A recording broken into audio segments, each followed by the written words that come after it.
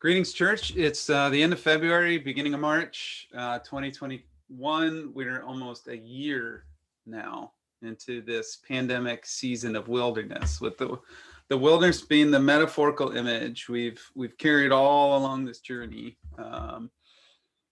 The wilderness is this place where we find ourselves when we're thrust out from what used to be normal, and we're not to a new normal yet. We're sort of wandering together on our way, wondering what a better future looks like together. So we're seeking to use this time in the wilderness constructively, where we're not monopolized by doing that normal thing that we used to, and we're not settled into a new normal yet that feels rigid, where we can actually reflect on how to adapt so that our future together is better and more just and more peaceful than the normal we used to know.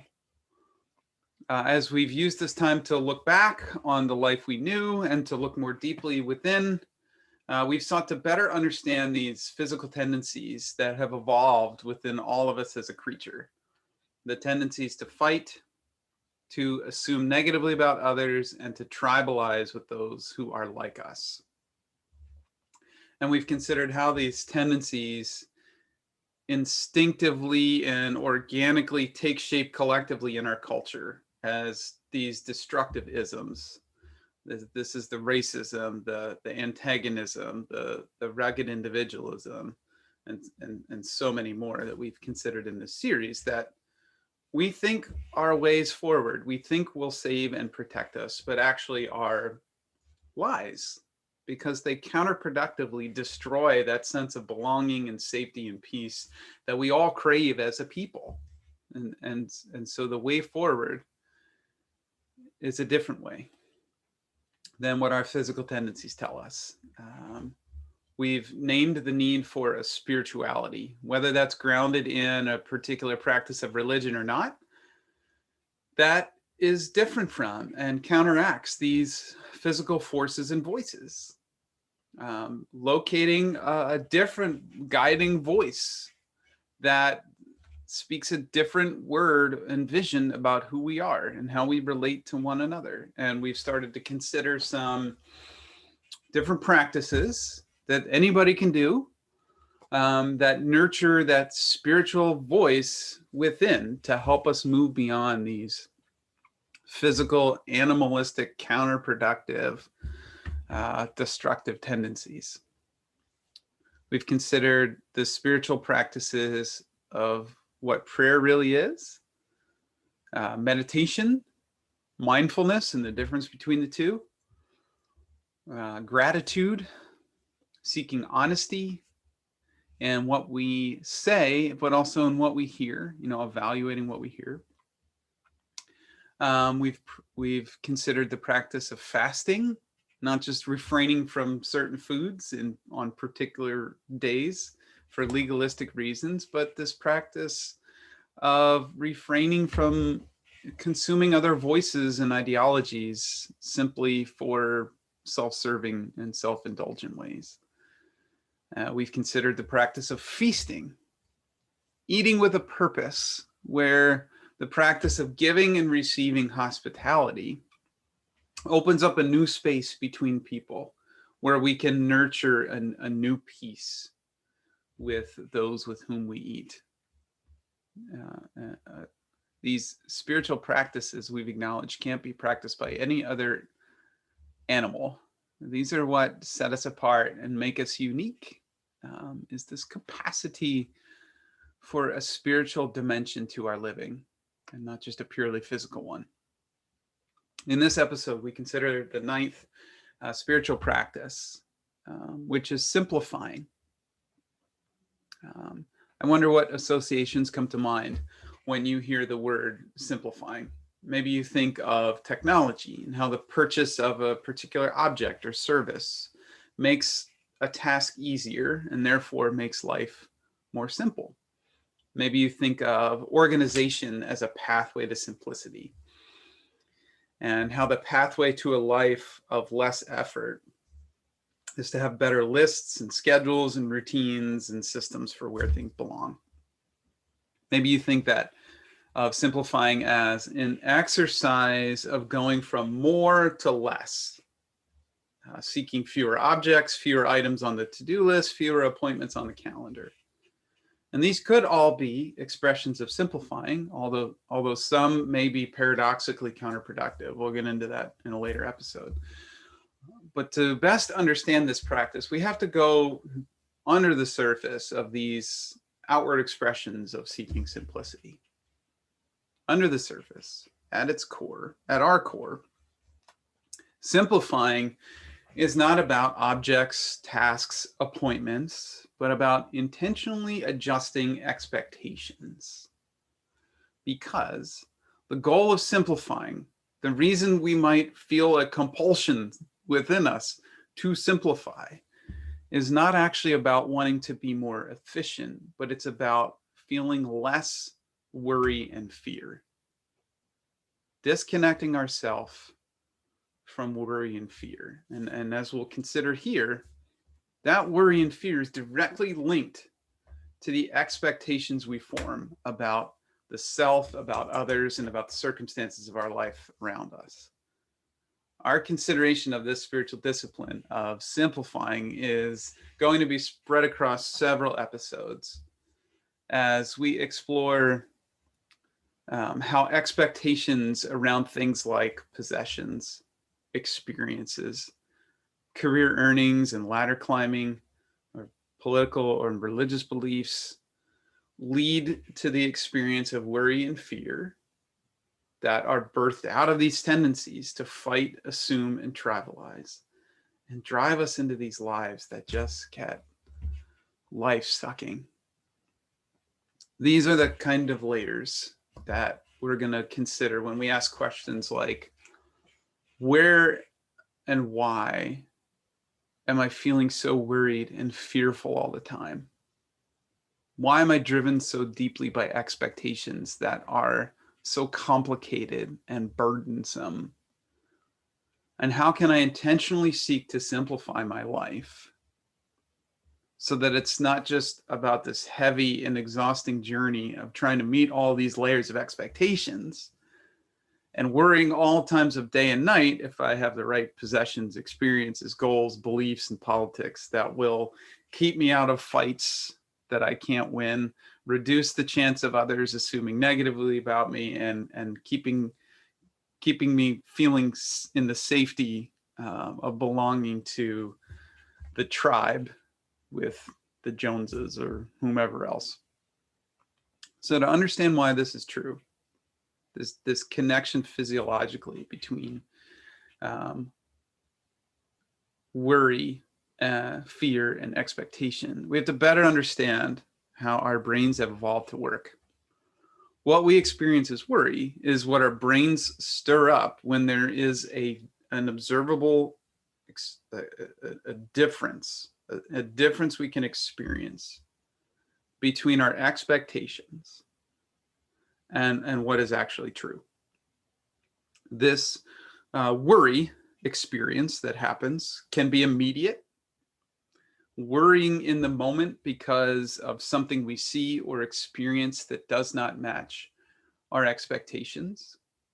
This is seeing a pothole on 202 again, when for some reason we were still expecting that to be a smooth road. This is when no one says a word about our shoes, when we expected some sort of affirmation or praise because we chose to wear them in a visible way. This is the boss frowning when we expected a smile. This is when our beliefs cause us to feel all of a sudden like we may not belong to the group because what we expected was the opposite. So in these very physical ways, our brains have evolved to stir up worry when what we experience challenges our expectations of acceptance and belonging. And we feel like safety is compromised, like we might be stepping into a fight or being perceived negatively or on the outside of the boundaries of the group or the tribe. Worry can also be anticipatory, not immediate in the moment, but anticipatory, for all the same reasons, when those of us who are Jedi masters at anticipating everything that could possibly go wrong are able to imagine or perceive a reality that is different than expectations, whether it actually ever materializes that way or not. Some of us lose sleep over things that might happen, potholes that might put our family at risk, others who might reject us because of our shoes, bosses who might frown, and political and religious tribes who might reject us because our beliefs aren't completely towing the party line. We have evolved to be prone to worry. It's a physical self-defense mechanism that keeps us out of fights we can't win, keeps us away from being assumed negatively by those we need to keep us safe, and it keeps us in that place of belonging to the tribe so that we don't face the isolation, the danger, if not the death sentence, of being cast out of the tribe and having to live this life alone. Brain science tells us that when we physiologically experience this kind of worry in our childhood, that our brain is very good at creating new pathways that expedite a future physical reaction to that same kind of experience. And so what that means is that the second time we see a pothole coming, and all the times after, we're able to more instinctively and quickly assign negativity and risk and then respond. I once saw this like jacked up Jeep that could have climbed a mountain slam into the concrete barrier in order to avoid a pothole. It was just this visceral, quick, irrational reaction based on expectations, and it caused a whole heck of a lot more damage than if that Jeep had been able to overcome that immediate assumption based on seeing that pothole. This means that if we were laughed at as a kid for the clothes or the shoes that we wore, then for the rest of our lives, our brains have made it easier for us to instinctively make the negative assumption about how others are perceiving us because of our clothing or shoes. If we, as a young new employee, saw our boss frown at us because we did something wrong in our first job as a teenager, then our brains have made it easier to worry about and overanalyze every look of every boss forever and ever. We will more instinctually do that. If we were told as a child that having the wrong beliefs puts you at risk, is a danger, makes you an enemy, or will disqualify you from the tribe of heaven or America, then our brains have been predisposed as children in ways that make it easier for us to worry about believing the right things. Now, the science also tells us that creating new pathways in the brain, retraining our brain to not worry about these things that we spent our whole lives predisposed and worrying about, retraining our brain is very hard, but it is not impossible. It takes intentionality and repetition and paying close attention to the emotions that tell us the truth, rather than paying attention to that deep-seated instinctive fear that tells us lies. It's possible to move beyond our enslavement by fearful and misguiding expectations that our brains have programmed into our lives. It is possible to have a life of greater simplicity, which is not a life of greater ease or organization, but is a life with less fearsome worry. It's a life that may be demanding, but isn't so heavily burdened by these unchecked expectations. To do this, we have to listen to that voice within us telling us who we really are and what we really ought to do in a situation other than the voices of these instinctual, pre-programmed physical tendencies. These expectations and the reactive instinctiveness to which we are predisposed in order to avoid losing fights or being perceived negatively or being left out of the group lead to lives of worry. And the external voices around us in this nation, in this world, prey upon these tendencies. As we'll consider in the coming episodes, the voices around us know that we fear being in danger, and that we have the ability to anticipate a danger that will never, ever materialize. And that predisposition is used in so many different ways to get us to do or to believe or to buy. They know that we worry about having the right possessions so that we fit in. They know that we fear failing and being left behind if we don't accomplish or experience in the right ways. They know that we are prone to tribalize, and that they can control us for their benefit by manipulating us with mandatory party lines and belief boundaries. We need a different voice in our spirit. Now, I find this voice in the witness and the teachings of Jesus, but as we've considered in this series time and time again, the golden rule spirituality that he brought to the world, the life of being driven not by self-serving out of fear, but by a commitment to do intentionally unto others what we would want them to do to us, was and is not exclusive to Jesus. Our expectations predispose us to act in worrisome and fearful self-serving ways, but the spiritual way of living by the golden rule encourages us to live and act in ways that consider the potential positive and loving impact on those around us. We can retrain our brains to live in this different and better way.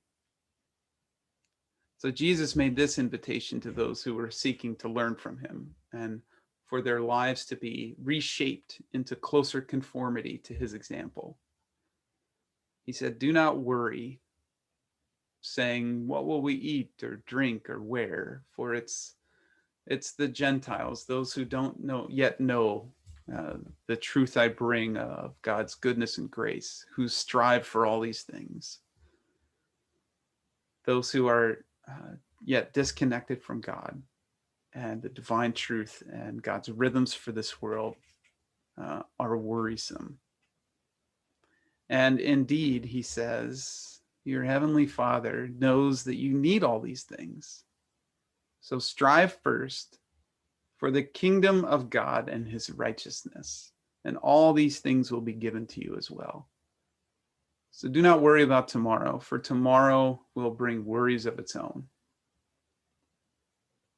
Strive first for the kingdom of God, the good and beautiful and peaceful ordering of society and this whole world by God's design and intention rather than our own, so often out of fear. So this word translated from the Greek is worry. When he says, do not worry, it most literally means being pulled or divided into parts or in opposite directions. We worry when our focus gets divided and pulled apart. When we lose a singular focus on life in the present, life as it actually is now. And instead we allow our expectations and predispositions to draw our focus back to what was true in a previous set of circumstances in our past, the previous pothole or the grade school bully mocking shoes. Or if our ability to anticipate what might go wrong negatively, worrywart solidarity, draws our focus away from the present toward the future, and we're letting our focus get divided, either by these past centric expectations or our future centric worrying. We open the door to fear when we're not present in the moment. So Jesus was not saying that we should never be concerned for our well-being, especially if there's a legitimate and real present danger. What he was saying is that we have to learn how to keep our focus squarely on the present so that our predispositions based on past experience or anticipated experiences cause us to be reactive in ways that are not actually fitting in the situation. Don't worry about that pothole to the point that you crash into the barrier. Don't worry about what others think of your clothes to the point you spend money you don't have and hours considering your options in the closet. Don't worry about the boss's frown to the point that you overwork or you apply for new jobs. Don't worry about towing the party line to the point that you betray your conscience. These are all based on assumptions and expectations that are not actually real in the present. Stay focused on what is actually real in the present, not in the past, not what might happen, but what is actually real now. Don't live in the past. Don't live in the tomorrow that you are fearfully imagining. Live in the now. The one thing that Jesus taught far more times than anything else was not actually about love, although that was his keystone teaching. His most frequent teaching, because of the way it can derail our efforts to live with an intentionality of love for others, is to not fear. That's what he taught more often than anything else, to not fear. Again, he wasn't saying disregard legitimate fears that protect you from clear and present danger. You know, if the pothole is actually a king of prussia sinkhole, fear it. He was saying, don't let unfitting and unchecked fear and worry dictate your living. He also said that worrying actually won't help to add a single hour to your life. And what we're actually learning from the science is that worry actually does the opposite of what we hope it will do. We think it will save and help us, but it actually hurts us. It doesn't add to our lives, but detracts from our health and our life expectancy. The World Health Organization expects that the prevalence of dementia will have risen by a third between 2010 and 2030. And we know that higher cortisol levels, which come from worry and fear, have been associated with an increased risk of cognitive decline in Alzheimer's. American Medical Association studies have revealed that life expectancy of Americans has declined since 2015 after having risen every year from 1954 to 2014. And this correlates directly to the increasing levels of worry and stress. We are worrying and working ourselves to ill health and to death. A letter attributed to early Christian leader Timothy